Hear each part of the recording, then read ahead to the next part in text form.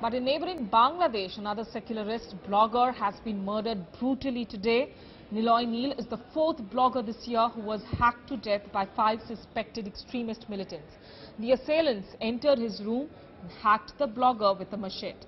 Now, police found his dilapidated body in his flat with his friend and wife confined in a room. Earlier this year, remember, 3 other bloggers were slaughtered in a similar manner. Avijit Roy, Anant Vijay Das and Washikur Rahman were the 3 bloggers who promoted secular and humanist writing and criticized religious intolerance. They too were murdered brutally for the content they have been putting up on their blogs. Remember, the ruling Sheikh Hasina Awami League party in Bangladesh has taken the issue of religious intolerance and religion in politics issue head on. Joining us now on the phone line is Indrajit Kundu. Indrajit, any reactions from the government quarters in Bangladesh? Because clearly, being a Muslim majority state, Bangladesh has set a precedence of sorts over the years when it comes to dealing with religion in politics. Well, that's right. We haven't heard from the government yet. We're waiting for an official statement. However, as far as society in Bangladesh is concerned, we've seen how there has been a turbulence.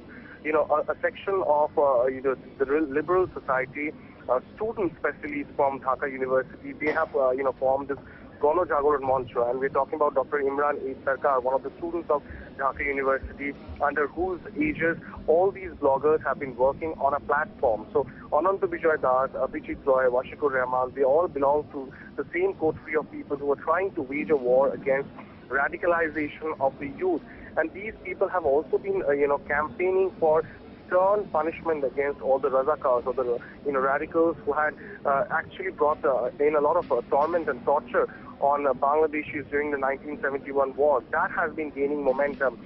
And it seems like there seems to be a scheme in which these people are being attacked, because the plot is very similar. Unknown assailants, attacking them in broad daylight even. Anant Vijay Das, Avijit Roy have been all murdered in the same very way. It's a very gory precedence that they are setting.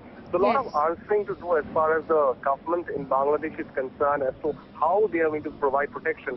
Because as Taslima Nasreen, who remains, out of Bangladesh, she was there in the US a few months back, and she is in fact trying to get some support for these bloggers so that they can remain safe outside Bangladesh. But for Bangladesh to provide them safety is perhaps the biggest challenge at this point.